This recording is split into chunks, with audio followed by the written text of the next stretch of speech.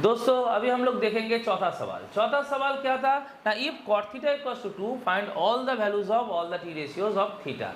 मतलब क्या है, cot थीटा का वैल्यू हम लोग को 2 दे दिया गया है, हम लोग को दूसरे जो ट्रिग्नोमेट्रिक रेशियोज है उसके वैल्यू निकालना है।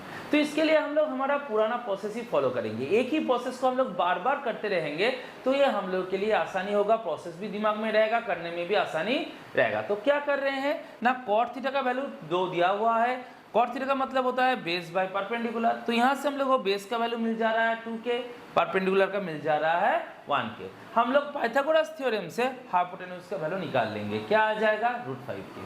पाइथागोरस थ्योरम क्या था, फिर से एक बार रिपीट कर लेते हैं। Hypotenuse square equals to base square plus perpendicular square. Base की जगह पे बिठा दिया 2k, ये हो गया 2k का स्क्वायर, परपेंडिकुलर का 1k हो गया 1k का स्क्वायर।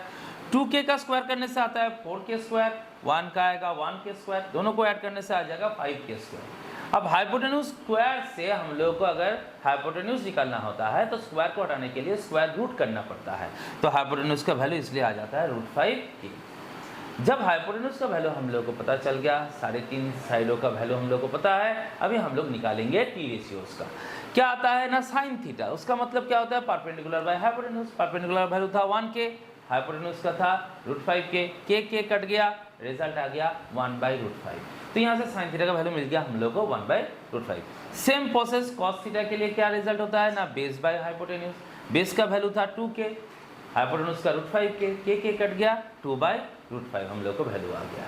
tan थीटा का मतलब परपेंडिकुलर बाय बेस, परपेंडिकुलर का था 1k, बेस का 2k, k काट दिया, रिजल्ट आ गया 1/2। ऐसे करके हम लोग को पहले 3 रेशियोज मिल गए, बाकी रेशियोज भी हम लोग इसी प्रोसेस में निकालेंगे।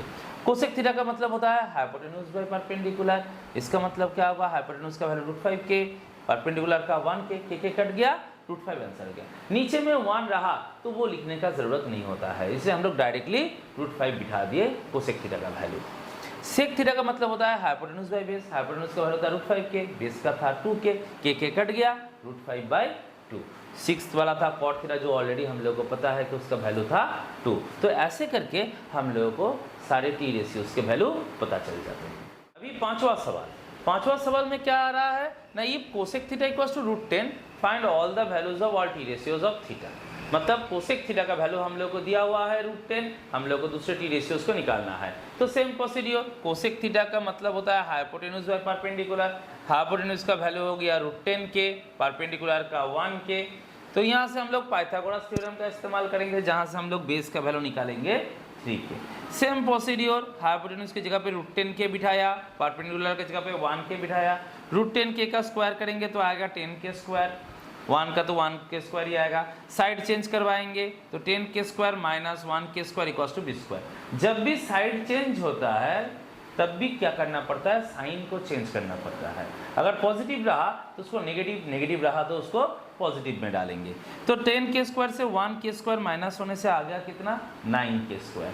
तो b स्क्वायर का वैल्यू अगर 9k स्क्वायर हुआ तो b का वैल्यू होगा √9k स्क्वायर, क्योंकि स्क्वायर को हटाने के लिए हम लोग को हमेशा स्क्वायर रूट ही करना पड़ता है।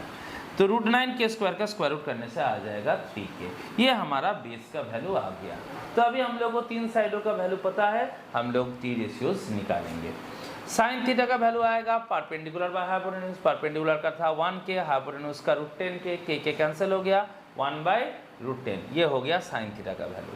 कॉस थीटा का होता है बेस बाय हाइपोटेन्यूज, बेस का वैल्यू आ गया 3k, हाइपोटेन्यूज का √10k, k कैंसिल हो गया 3/√10, ये हो गया कॉस थीटा का वैल्यू। tan थीटा का वैल्यू था परपेंडिकुलर बाय बेस, परपेंडिकुलर का था 1k, बेस का था 3k, तो रिजल्ट आ गया 1/3, k कैंसिल हो गया। कोसेक थीटा का वैल्यू हम लोग को दिया हुआ था √10। सेक थीटा का होता है हाइपोटेन्यूज बाय बेस, हाइपोटेन्यूज का वैल्यू √10k, बेस का 3k, काटा कुटी कर दिया k को, आ गया क्या √10/3।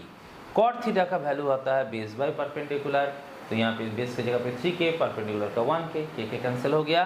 तो ये आंसर हम पहले भी बता चुके हैं, नीचे में 1 लिखने का कोई ज़रूरत नहीं होता। तो ये हो गया हमारे सारे टी रेशियोज।